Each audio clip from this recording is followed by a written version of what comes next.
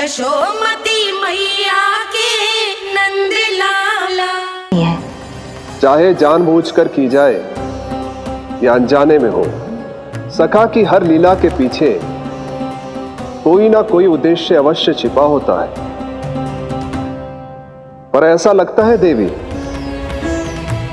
जैसे उनकी इस लीला के पीछे एक नहीं अनेक उद्देश्य छिपे हैं।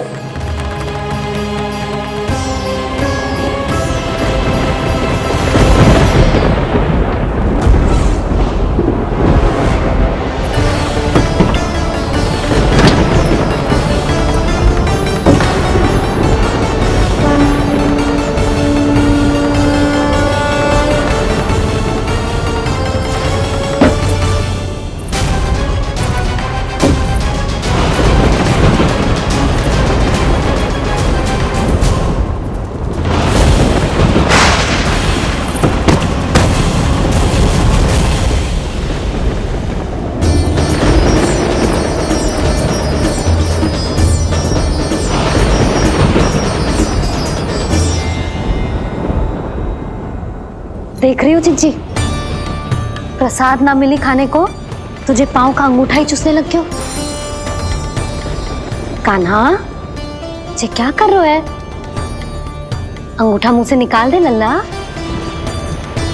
अच्छी बात ना है कान्हा। देख कान्हा, तू नींद में है, इसका अर्थ ये ना है कि मैया तुझे अंगूठा चूसने देगी। निकाल अंगूठा मुंह से।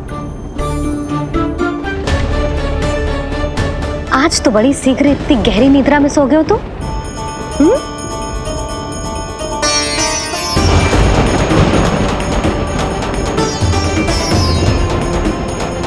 देख रही हो ना चिच्ची, अंगूठा मुंह से निकालने को तैयार ही ना जी। ऐसा क्या आनंद मिल रहा है?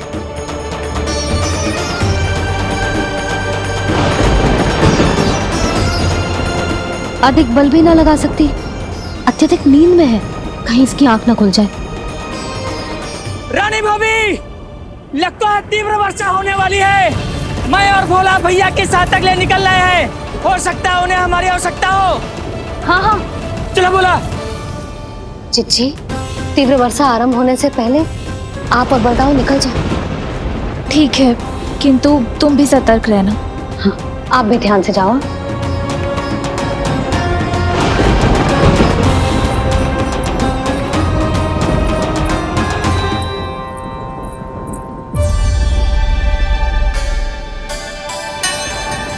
हे नारायण, वस्त्र बाहर सूख रहे हैं और तेरे अन्नप्राशन वाले चावल भी रखे।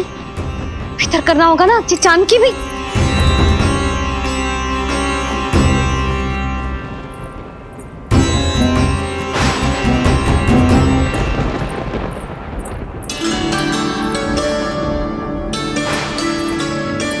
लल्ला, वैसे जी बहुत बुरी बात है। अंगूठा मुंह से बाहर निकाल। केवल 2 दिवस में तेरा अन्नप्राशन है, फिर सब खाइयो। तनिक धैर्य रख। गुड़ तो प्रभु, स्वयं कृष्ण की मैया इनका अंगूठा नहीं निकाल पाई, तो अब और कौन निकालेगा? कैसे रुकेगी ये प्रलय? इसका एक ही अर्थ है देवी, अभी लीला समाप्त होने का समय नहीं हुआ। अभी तो कहना तो ये चाहिए कि लीला अभी पूरी तरह से आरंभ ही नहीं हुई है।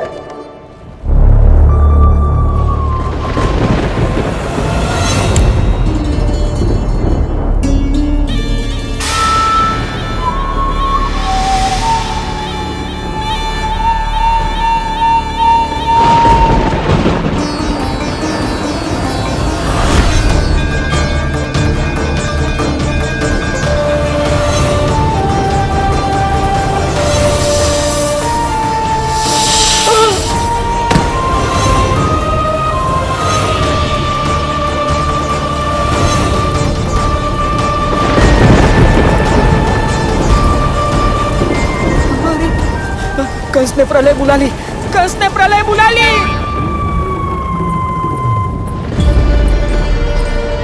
हे नारायण, जे वर्षा तो रुकने वाली ना है। जे गुड़ और गेहूं भीतर रख देती हूँ।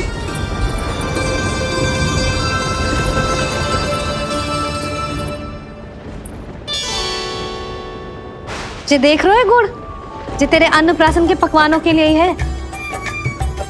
कैसे कैसे करके बचा के लाई हूँ, कुछ पता भी है तुझे? और तू है कि जे अंगूठा ही चूसे जा रहा है। हाँ नहीं तो। किंतु आज प्रलय भी आ जाए तो कंस की तलवार का वार रोकने में असमर्थ होगी। कंस के साथ विश्वासघात किया है, दंड तो मिलेगा। महाराज, वायुमंडल में अचानक आए इस परिवर्तन का हमसे कोई लेना देना नहीं है। हम तो बस अपनी संतानों के श्राद्ध के लिए जा रहे थे। मूर्ख हूं मैं,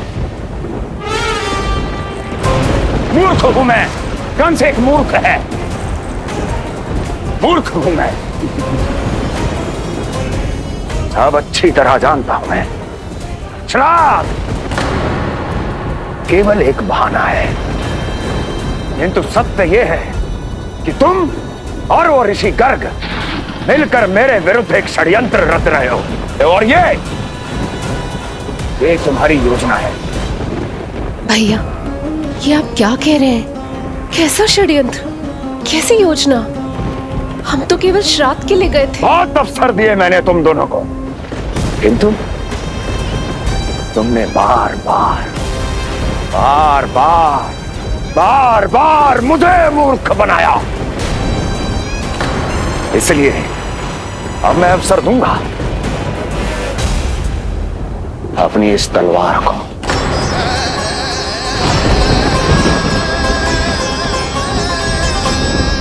येन केन प्रकारेण साम दाम दंड भेद, कोई ना कोई युक्ति लगाकर मैं तुम्हारे उस बालक का वध कर ही दूंगा। पर उस क्षण का साक्षी बनने के लिए अब तुम दोनों को जीवित नहीं छोड़ूंगा मैं।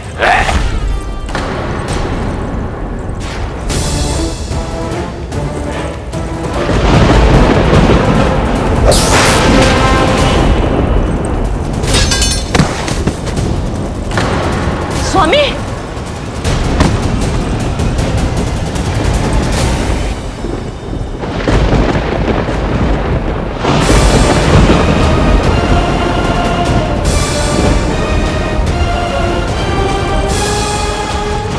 तेरा काल तेरी प्रिय बहन के गर्भ से उसकी 8वीं संतान बनकर जन्म लेगा और तेरा विनाश करेगा, विनाश करेगा, विनाश करेगा।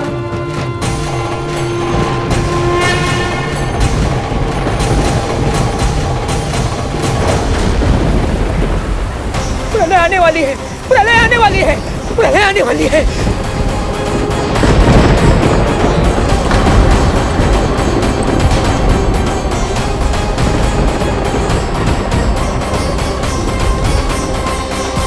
यदि कंस को रोकना, अपने माता पिता की रक्षा करना और चपलासुर के ब्रह्म को मिटाना ही इस लीला के उद्देश्य थे, तो ये सभी उद्देश्य पूरे हो चुके हैं प्रभु। अब तो ये प्रलय रुकनी ही चाहिए। ये केवल सखा की लीला ही नहीं है देवी पार्वती, उनकी माया का उदाहरण भी है। मार्कंडेय ऋषि को दिए गए वरदान को पूरा करने के लिए ही ये सब हो रहा है। कौन सा वरदान प्रभु? प्रभु की माया को साक्षात अपनी आंखों से देख पाने का वरदान।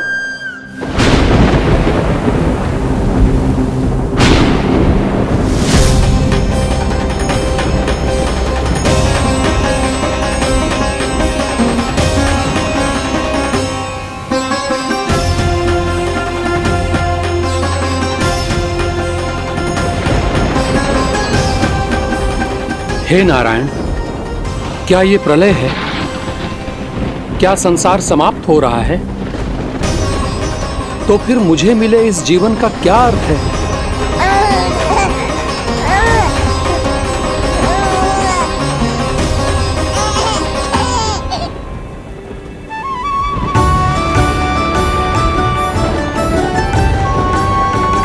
ये बालक यहां कहां से आया?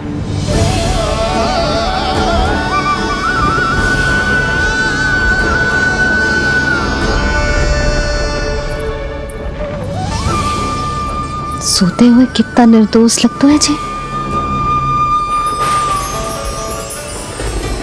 चारों ओर जल ही जल है, सब कुछ प्रलय में नष्ट हो रहा है, किंतु ये कितना निश्चिंत है ये। परंतु ये अद्भुत बालक है कौन?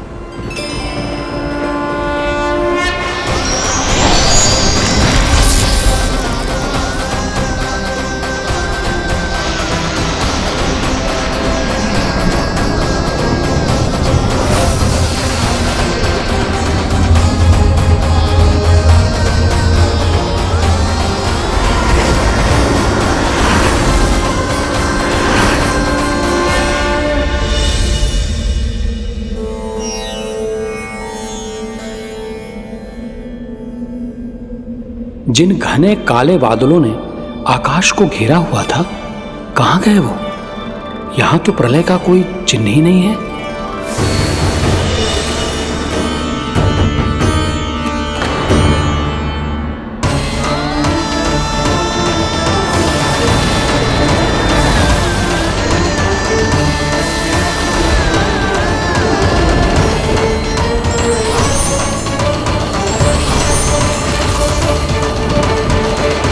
ये आप ही की माया थी ना प्रभु? मुझे इसका साक्षी बनाने के लिए आपका बहुत बहुत धन्यवाद। परंतु इसका अर्थ क्या है प्रभु?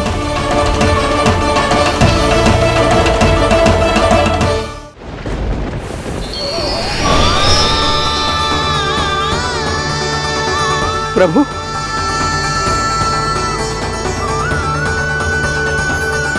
इसका अर्थ ये है कि ये मानव संसार वट वृक्ष पर स्थित है और मानवों का जीवन काल वट वृक्ष के पत्ते पर विश्राम करती एक जल की बूंद के समान होता है।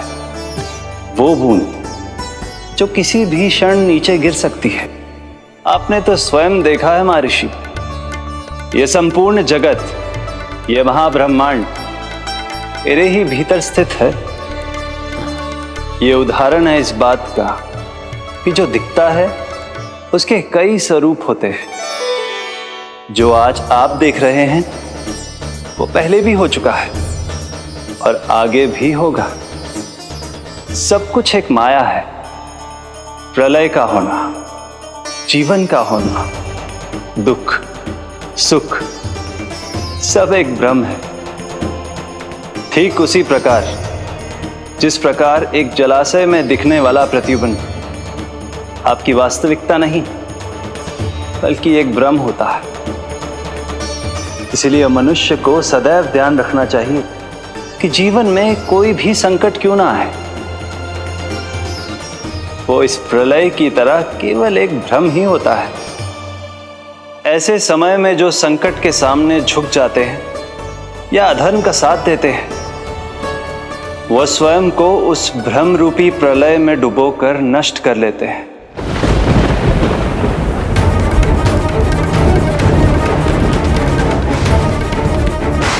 पर जो मेरी शरण में आकर संकटों का सामना करते हैं, वह स्वयं को कठिन से कठिन प्रलय से भी उभार लेते हैं। किंतु प्रभु, सभी व्यक्तियों में संकटों का सामना करने का साहस नहीं होता। कृपा करके आप कुछ ऐसा कीजिए जिससे आपके भक्तों को इतना बल मिले कि वो कठिन से कठिन परिस्थितियों का सामना भी सहर्ष कर सकें। मैं वरदान देता हूं महर्षि, पीपल के पत्ते पर बाल कृष्ण की इस छवि का स्मरण मेरे जो भी भक्त करेंगे उनके साथ मेरा आशीर्वाद सदैव बना रहना। वो चाहे कितनी भी कठिन परिस्थिति में क्यों ना फंसे, बाल कृष्ण की ये छवि उन्हें उससे उभर पाने में सामर्थ्य प्रदान करेंगे।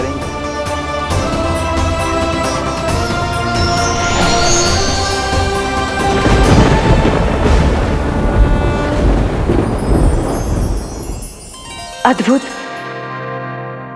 तो ये कोई साधारण लीला या भ्रम नहीं था, मानव मात्र को नारायण से मिला वरदान था ही।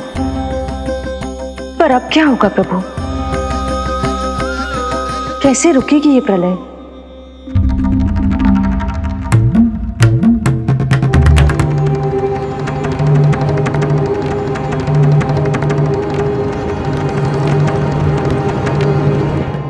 क्या सोच रहे हैं प्रभु?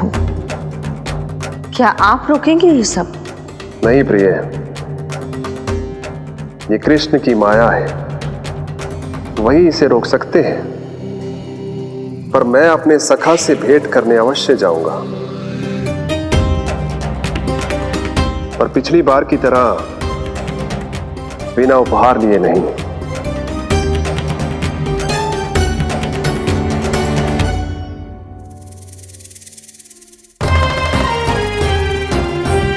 उपहार?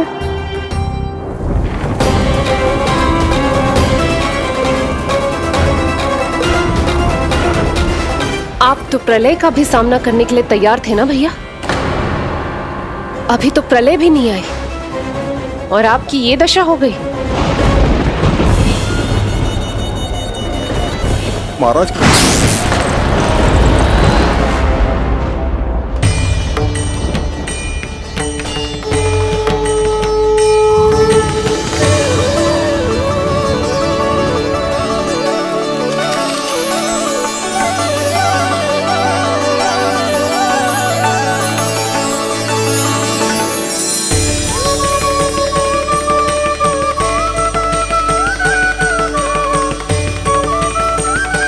महादेव, आप उपहार में ये निष्प्राण वस्तु देंगे अपने सखा को? सही पहचाना देवी, पर उपहार देने से पहले इसे आकार दूंगा मैं, क्योंकि प्राण तो इसमें बाल कृष्ण ही भरेंगे।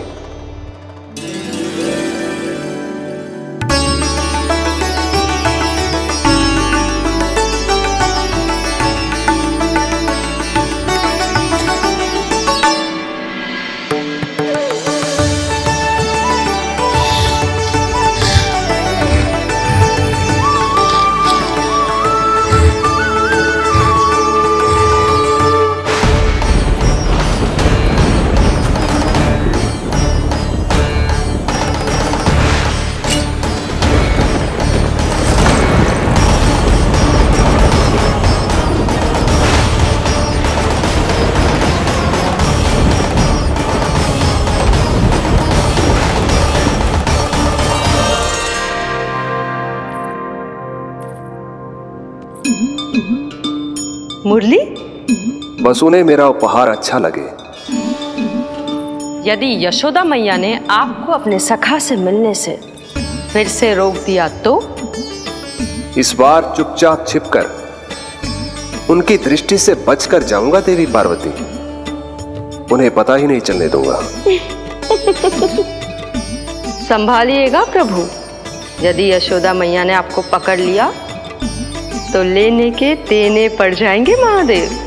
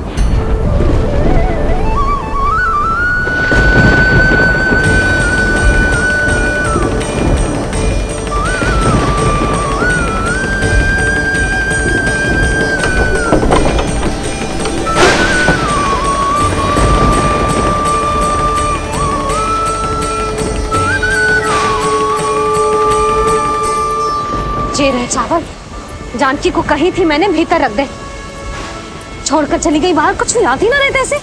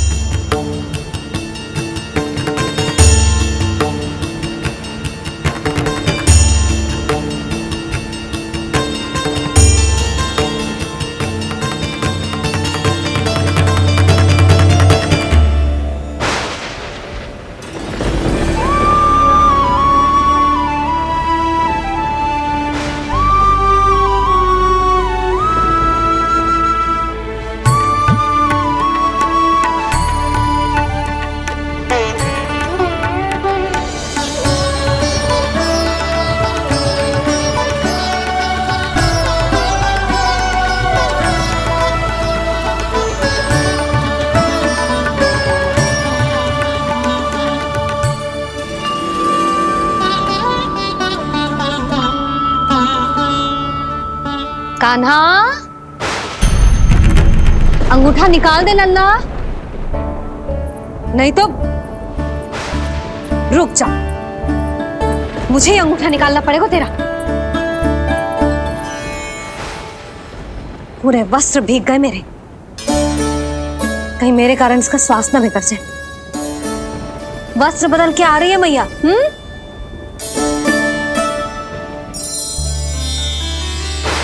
आ रही हूं।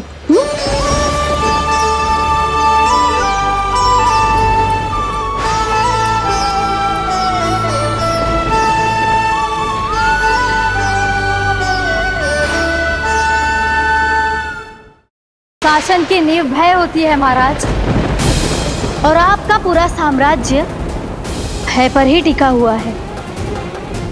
यदि आप ही इस तरह से भयभीत दिखाई देंगे तो आपके साम्राज्य को डगमगाने से कोई भी नहीं रोक पाएगा। एक बार आपने ही कहा था ना कि अपनी दुर्बलता कभी किसी को मत दिखाओ। प्रजा को भयभीत कंस नहीं, भयानक कंस दिखना चाहिए, भयानक कंस। अब आप ये सिद्ध कर दीजिए कि भय आपके शत्रु का नहीं, आपका शस्त्र है, महाराजा धीराज, कंस का शस्त्र।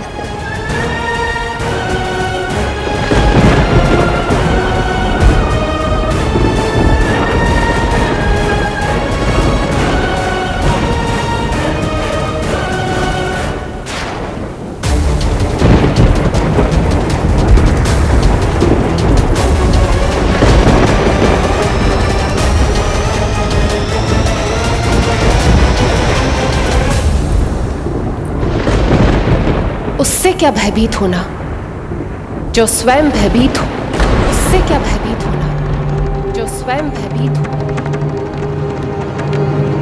सखा, इस माया को विराम देने का समय आ गया है।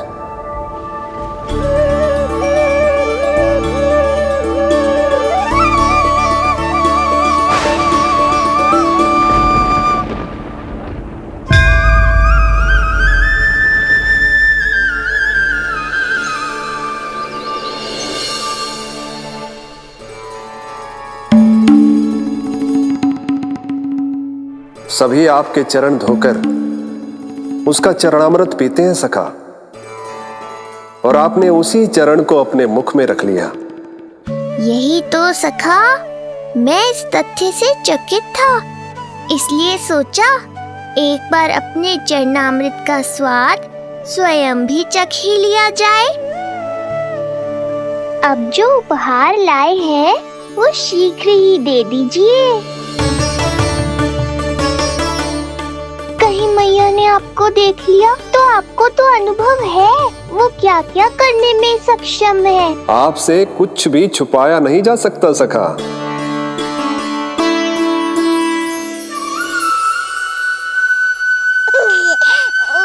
इन अधरों पे पांव के अंगूठे से अधिक ये मुरली शोभा देगी सखा।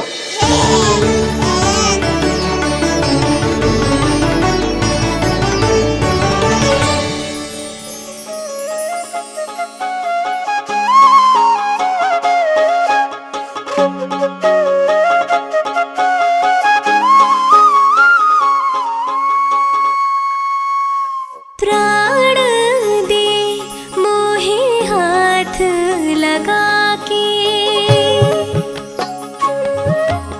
हुई अमर स्पर्श जो पाके,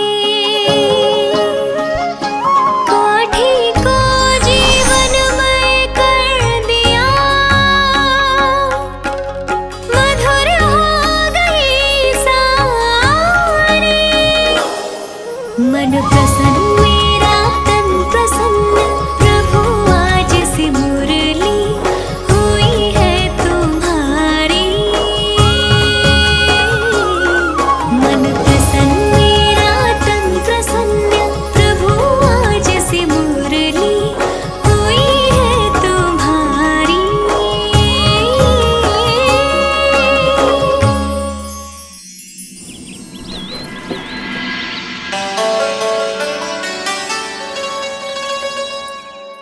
तुम्हारी भक्ति ने मेरा मन जीत लिया है मुरली।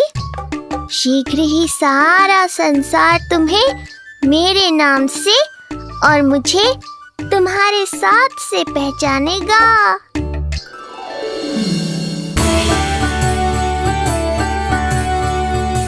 प्रभु, मेरे प्रभु, इस अनमोल भेंट के लिए आपका बहुत बहुत धन्यवाद सखा।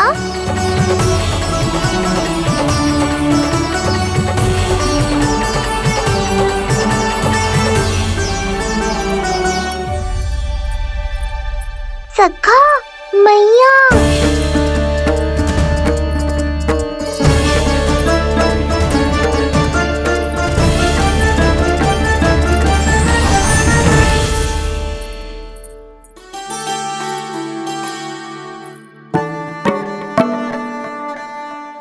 अच्छा जी, तो तूने अपना अंगूठा मुंह से निकाल ही दियो। बड़ा उपकार कियो अपनी मैया पे।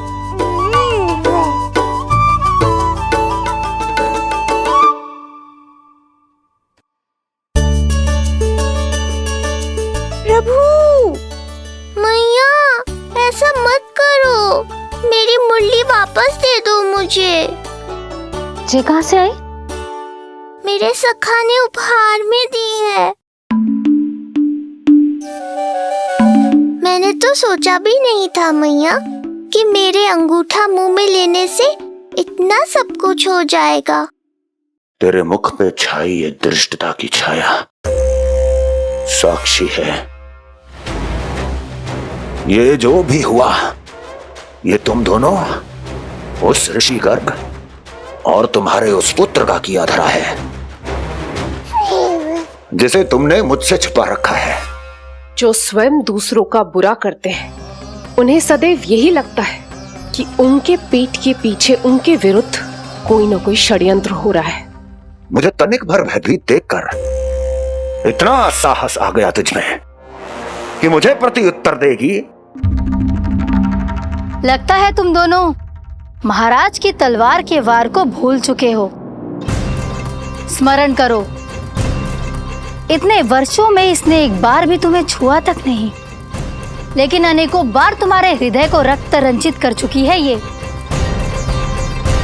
मेरी इस तलवार ने तुम दोनों की 6 संतानों का रक्त चखा है, और अब एक और संतान के रक्त में स्नान करने वाली है ये। वो संतान जो गोकुल में पल रही है। बस कंस भैया, बस बस कंस भैया, बस बस कंस भैया, बस।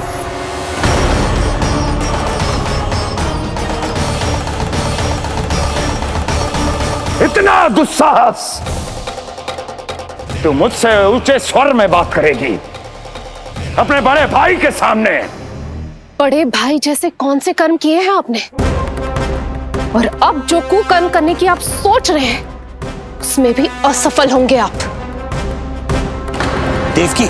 नहीं स्वामी, आज मत रोकिए मुझे। बहुत सह चुके हैं हम, बहुत मौन रह लिए, परंतु आज इन्हें सत्य का पता चलना ही चाहिए। भैया, आपको क्या लगता है आप बहुत शक्तिशाली हैं, तो अपना भाग्य बदल सकते हैं? आप भगवान विष्णु का सामना कर सकते हैं। ये भ्रम राक्षस राज रावण को भी था, और यही भ्रम स्वयं को भगवान समझने वाले हिरण्यकश्यप को भी था। पर ना रावण के 10 शीश बचे और ना ही हिरण्यकश्यप का अस्तित्व। पेट चीर के उनके प्राण निकाल लिए थे भगवान ने। तो सोचिए भैया, आपकी क्या दशा करेंगे वो? मैं आज तक ये बात समझ नहीं पाई कि ये आपका अभिमान है या अज्ञान, जो आप भगवान विष्णु का सामना करने चले हैं। देवकी! इस क्रोध का आप कोई लाभ नहीं है भैया।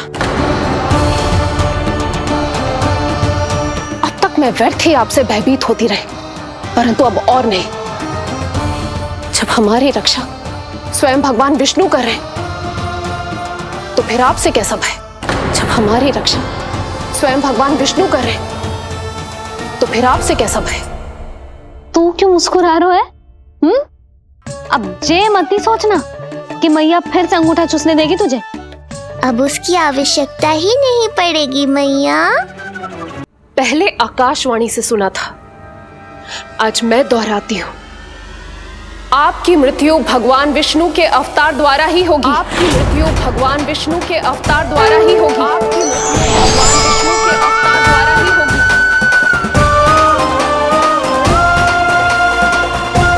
भले ही वो कहीं भी क्यों ना हो।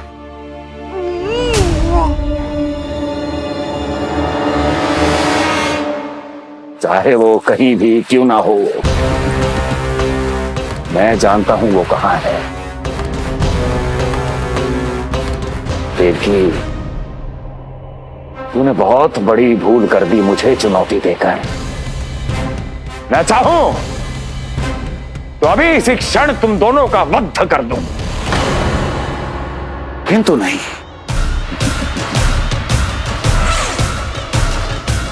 तुम्हें श्राद्ध करना बहुत प्रिय है ना? तो ठीक है, तो अब मैं तुम दोनों का वध तभी करूंगा जब तुम दोनों अपनी 8 संतानों का श्राद्ध एक साथ कर चुके होगे।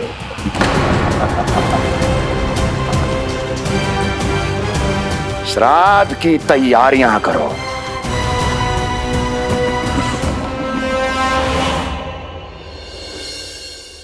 मैया अन्नपूर्णा की कृपा से आज अन्नप्राशन के सभी कर्मकांड अच्छे से हो जाए, भोजन स्वादिष्ट बने और मेरे कान्हा को प्रिय लगे।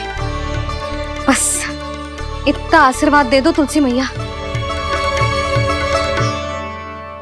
मैया, कहीं उसे ऐसा ना लगे कि उसकी मैया को अच्छा भोजन बनाना आता ही ना है।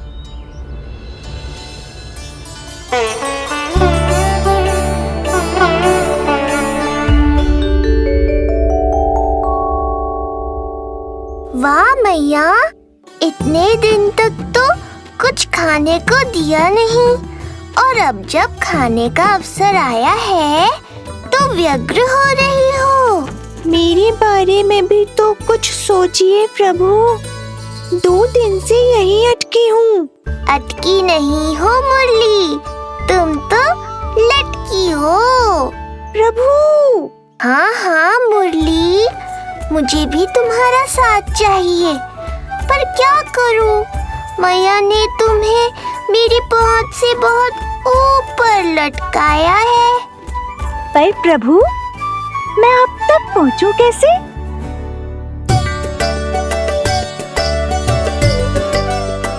प्रभु, सोचिए मत, कुछ करिए।